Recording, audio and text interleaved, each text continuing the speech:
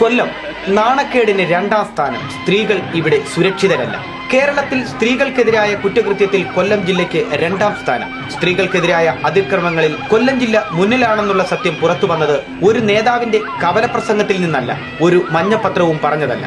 സംസ്ഥാന പോലീസിന്റെ crime records bureau പുറത്തുവിട്ട റിപ്പോർട്ടിലൂടെയാണ് ദേശിംഗനാടിനാകമാനം നാണക്കേട് സൃഷ്ടിക്കുന്ന ഈ വാർത്ത പുറത്തു വന്നത്. സ്ത്രീകളെ തട്ടിക്കൊണ്ടുപോകുന്നതിൽ കൊല്ലവും തൃശൂരുമാണ് മുന്നിലെന്ന് സംസ്ഥാന ക്രൈം റെക്കോർഡ്സ് ബ്യൂറോ വ്യക്തമാക്കുന്നു.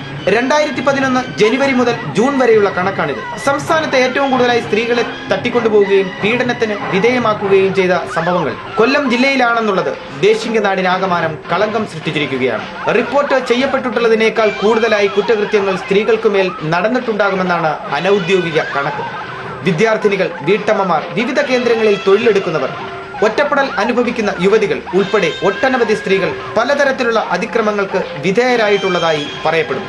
ലൈംഗികമായും ശാരീരികമായും മാനസികമായും പീഡിപ്പിക്കപ്പെടുകയും ആക്രമിക്കപ്പെടുകയും ചെയ്യുന്ന സ്ത്രീകൾ മാനാപമാനവും ഭീഷണിയും കാരണം ഇത്തരം അതിക്രമങ്ങൾ തുറന്നു പറയുകയോ പുറത്തു പറയുകയോ ചെയ്യാറില്ലെന്ന് ചില ഉദ്യോഗസ്ഥർ പറയുന്നു.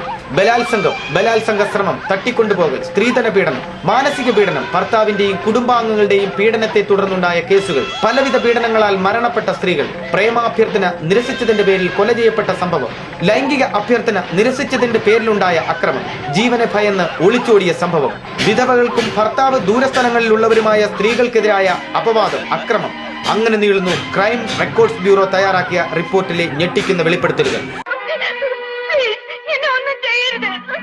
പ്രദീപ് ഗുരുകുലം, ന്യൂസ് ബ്യൂറോ, പത്തനാപുരം.